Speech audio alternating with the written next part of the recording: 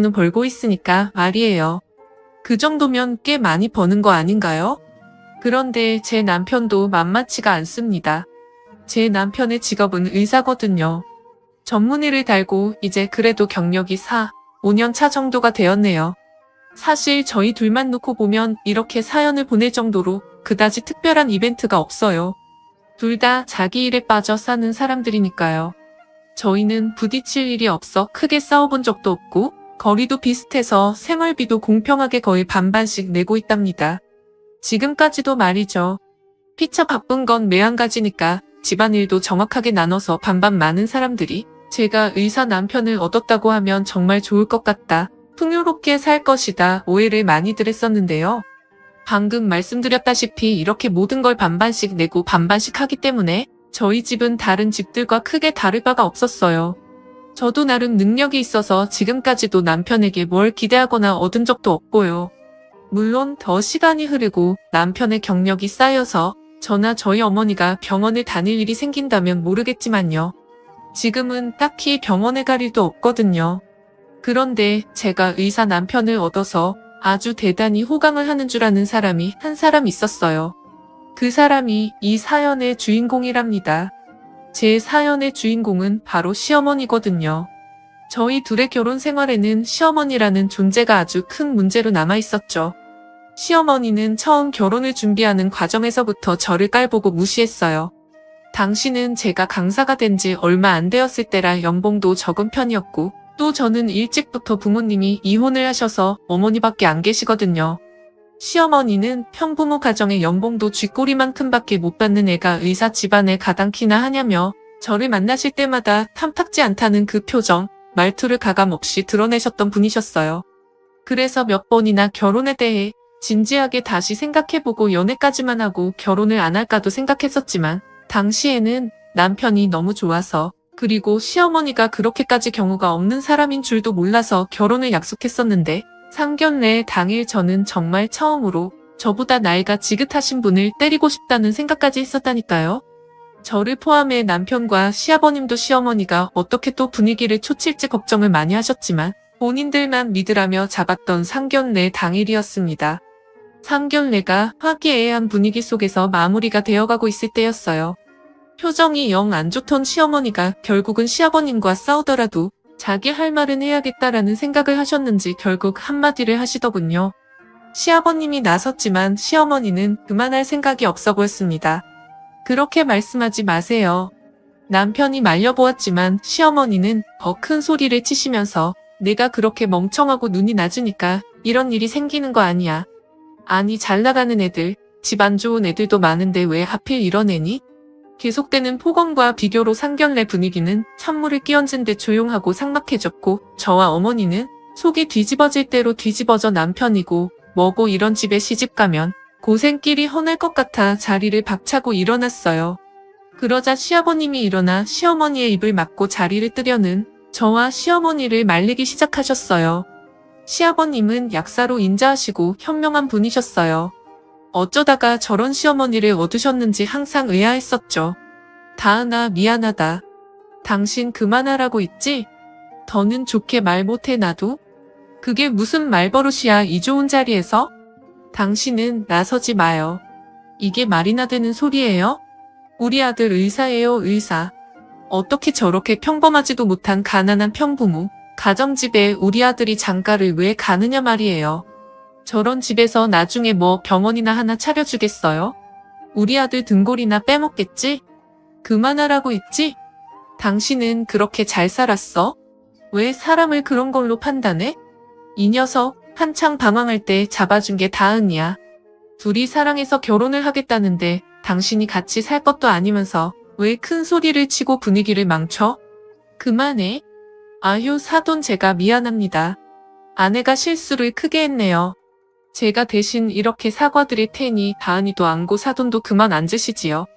저와 엄마는 화가 머리끝까지 났지만 그렇게까지 나서서 저희를 대변해주고 또 감싸주려고 하는 시아버지와 남편의 얼굴을 보고 겨우 참고 자리에 앉았어요. 그날 상견례장에서 시모의 갑질에 폭발 일부 직전이었지만 남편과 제 편을 들어주시는 아버님 그리고 엄마가 제 손을 꼭 잡으며 그냥 무시하고 신경 쓰지 말라고 해서 겨우 참을 수가 있었네요.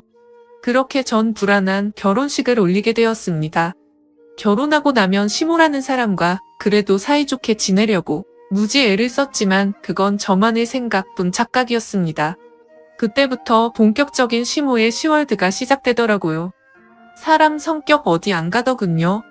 결혼한 지 3개월이 지나가자 별것도 아닌 일로 저에게 전화를 해서 시비를 거는 게 하루의 낮 같아 보였습니다. 그동안 크고 작은 사건들 무시, 멸시, 폭언 등이 난무했지요. 그 정도는 애교였어요. 물론 제가 며느리라고 네 하고 당하고 있어 줄 만한 성격도 아니었지만요. 저희들의 대화는 이랬습니다. 얘, 결혼했으면 끝이니? 결혼을 했으면 종종 안부 전화도 하고 찾아뵙고 그래야지. 이래서 내가 교육 못 받은 애 형부모 가정집에서 자란 애들을 무시하고 싫어하는 거다. 의사 남편은 뭐 그냥 얻어가니? 다른 집에서는 며느리가 죄다 시어머니 데리고 백화점 가서 풀 세팅도 해주고 남편 기죽지 말라고 명품으로 둘러준다는데 너는 주제에 우리 집안 같은 엘리트 집안에 시집을 왔으면서 돈이 안 되면 몸으로라도 때우든가 시댁에 감사하다고 매일 큰절을 올려도 시원치 않을 판에 어디서 시어머니가 먼저 전화를 하게 하니? 어머님이 저에게 그런 식으로 말씀하지 않으셨으면 저도 안부 전화 자주 드렸을 겁니다. 전화하실 때는 제가 아무리 며느리여도 이런 식으로 통화하시는 건 예의가 아니라고 못 배우신 것 같아 보이는데 그럼 어머니도 편부모 가정집에서 나고 자란 자식인가 봐요? 이게 진짜 어디서 배운 말버릇이야? 아, 네 어머니한테 배웠나 보다. 그치? 딱 봐도 무식해 보이는 게 그 나이에 관리도 안 하고 손은 또 왜 그렇게 까슬거리고 두툼한지 막노동하는 노동자들 손 같더라니만 일만 하느라고 자식 교육을 똥으로 시켰나 보네. 꼭 어머니는 저에게 논리로 질 것 같으면 저희 어머니를 끌고 오시네요. 그러면 이길 것 같으세요?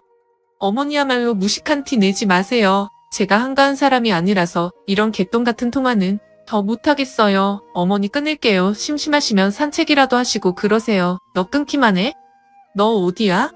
이게 아주 결혼했다고 뵈는 게 없나?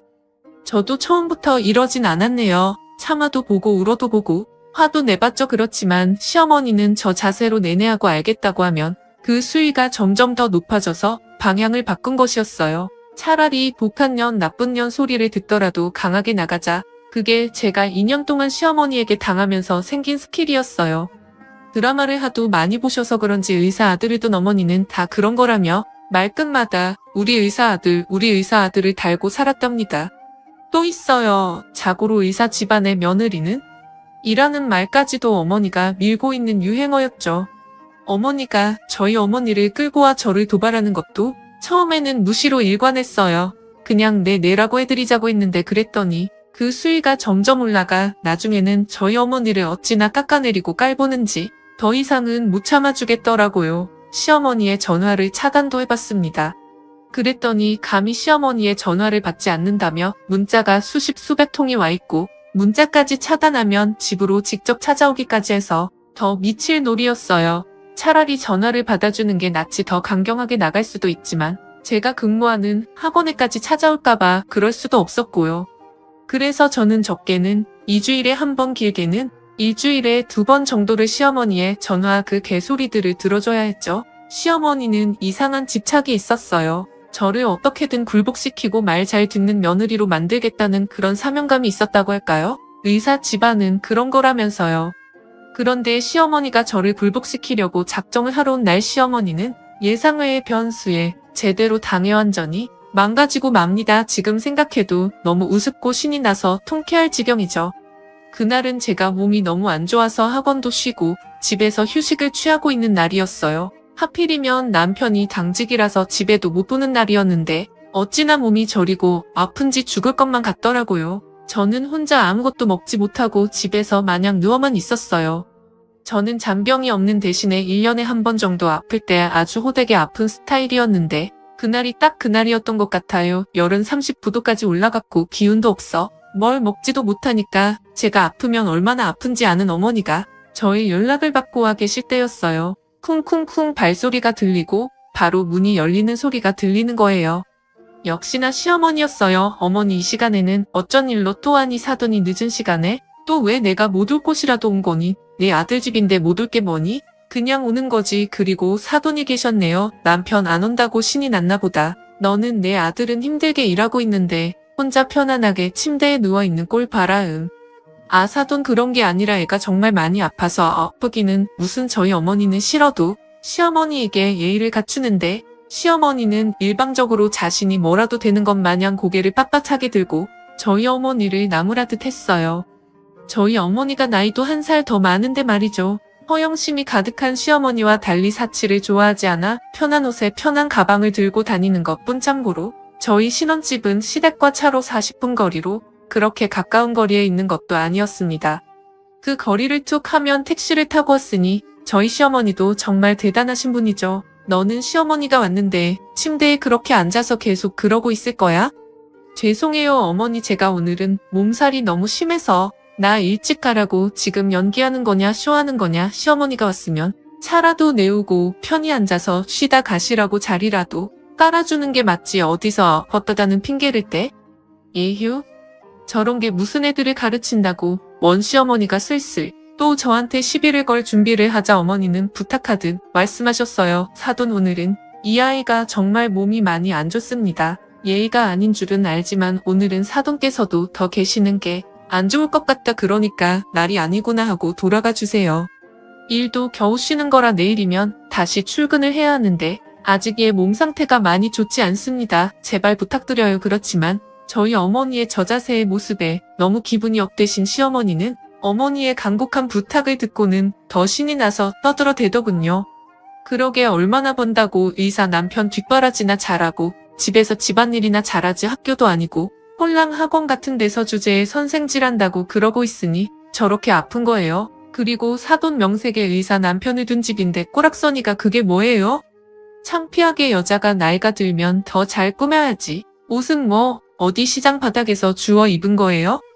저는 아픈 와중에도 듣다 너무 화가 나서 벌떡 일어나 나갔습니다. 저봐 저렇게 일어날 수 있는데 침대에서 버티고 있었던 거지. 내가 이럴 줄 알았어. 이러니까 제가 얘를 예뻐할 수가 없는 거에 따박따박 말 대답이나 할 줄 알지. 어른 공경이나 예의 범절은 어디 개밥으로 줬니?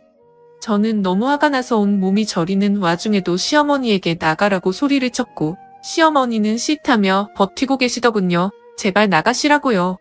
싫다고. 여기 내 아들 집이야. 그럼 내 집이나 다름없는데 내가 왜 나가?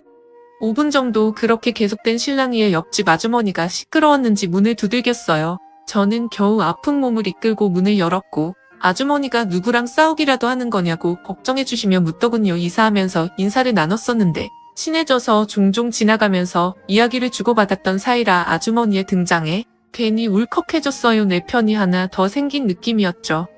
그리고 상상도 못한 일이 벌어졌습니다. 제가 옆집 아주머니와 뭔가를 이야기하고 있는 것 같자 자신의 욕인가 싶어 궁금해진 시어머니가 문 쪽으로 오시더니 집안일에 신경 끄시고 본인 일이나 보세요 아줌마라고 하는 겁니다. 그런데 아주머니께서 뭔가를 발견하신 듯 시어머니 얼굴을 많이 보시더니 말했어요. 잠깐만, 너 옥순이 아니여? 뭐라는 거야? 내가 무슨 옥순이야? 저요? 참나, 사람 잘못 보셨거든요. 저도 당연히 아주머니가 착각을 하시는 줄 알았죠. 갑자기 무슨 옥순인가요?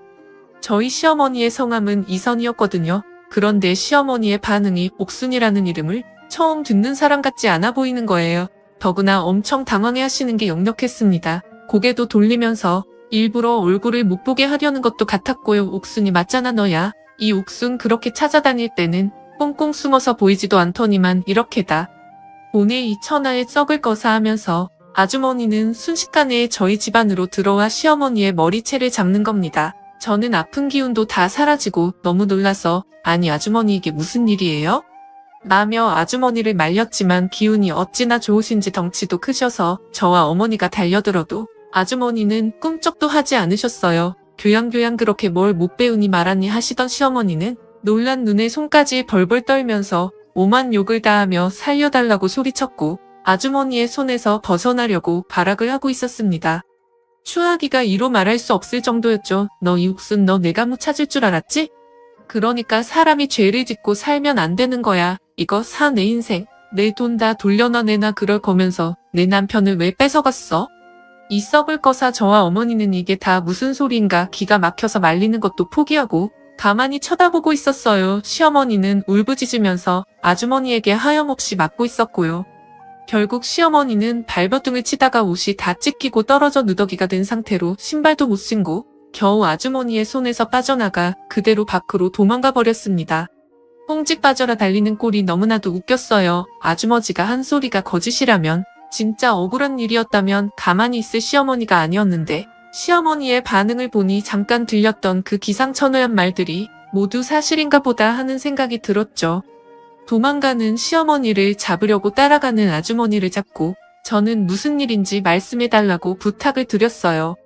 어차피 도망가봐야 시어머니라서 다시 금방 잡을 수도 있다고 했죠. 제가 도와드리겠다고요. 아주머니는 물을 한 잔 벌컥벌컥 마시더니 어떻게 이렇게 만날 수 있는지 모르겠다며 자신이 수십 년을 넘게 찾아다녔는데도 못 찾았는데 바로 이렇게 옆에 두고 몰랐던 거냐며 한숨을 쉬고 너무 흥분하셨는지 거친 숨을 내쉬며 이야기를 시작하셨어요. 내용은 기가 막혔습니다. 정말 충격적이었죠.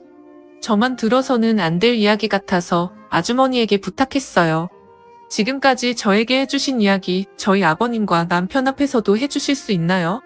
시어머니도 잡을 겸 같이 시댁으로 가시죠. 오늘은 제가 몸이 너무 안 좋고 남편이 당직이니까 3일 뒤 어떠세요?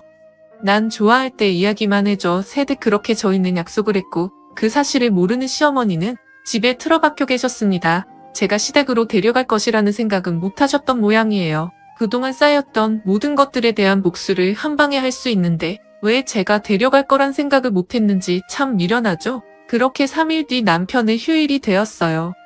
저는 꼭 들어야 할 이야기가 있다며 남편과 시댁으로 갔고 시댁에는 잔뜩 긴장한 표정의 시어머니와 무슨 일이 있었는지 모르는 시아버님이 계셨습니다. 그리고 저희가 출발하고 얼마 지나지 않아 뒤따라오신 아주머님은 밖에서 차를 대기시켜 놓고 등장 타이밍을 기다리고 계셨죠. 대화의 분위기가 갖춰지자 저는 아주머님에게 신호를 줬고 시어머니는 다시 만난 아주머니를 보고 손을 마구 떨기 시작하는 거예요. 시아버님이 말했습니다.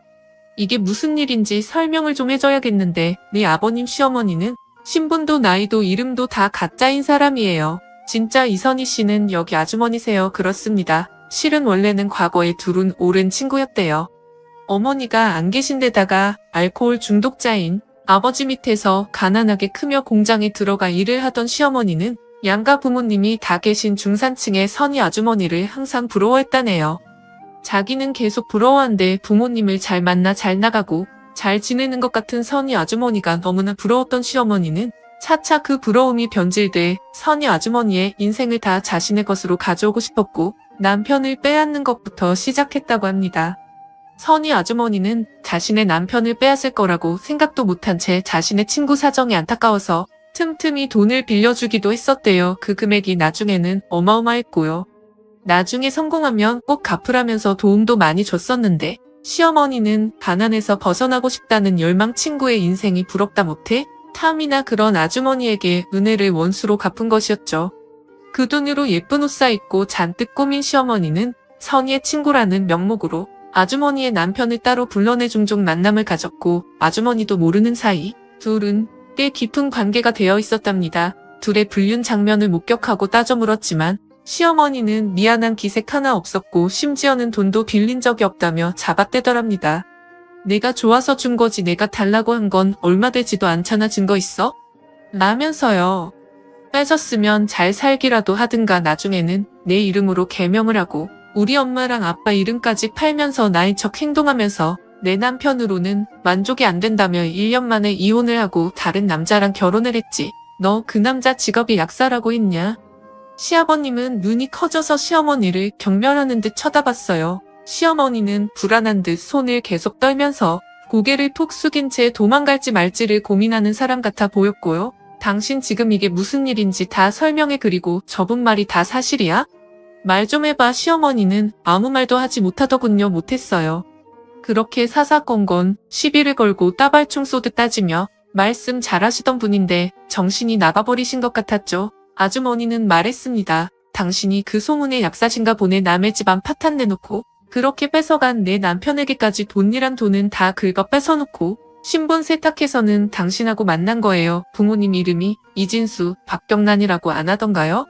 저희 부모님 이름 직업 저한테서 죄다 주워들었던 정보들을 흘리고 다니면서 집안 좋은 척 처음부터 자신은 이선이었던 것처럼 어찌나 말을 하고 다녔는지 저도 10년 전에 그렇게 찾아도 없던 이유가 저인 척 사칭을 하고 다녀서라는 걸 알았네요. 그리고 이건 말씀드리긴 모호하지만 아드님 유전자 검사는 해보셨어요? 시아버님은 뒷목을 잡았고 경멸하듯 시어머니를 쳐다보았습니다. 아니야. 내가 노력해서 얻은 거야. 내가 만든 거라고 신분만 빌렸을 뿐이지. 나머지는 다 사실이었어. 아니잖아. 너 왜 전남편 버리고 도망가서 약사랑 결혼하겠다고 갔을 때 임신한 상태였잖아. 몰랐을까봐? 정적이 흘렀고 시어머니는 경련을 일으키며 무너졌습니다. 처음으로 보는 망연자실한 표정으로 모든 것을 다 잃었다 하는 것 같았어요. 반항할 기운도 잃었죠. 남편도 너무 놀랐고 저도 제가 들었던 것들보다 더 많은 이야기가 흘러나와 도대체 시어머니는 어떻게 살아왔던 것인지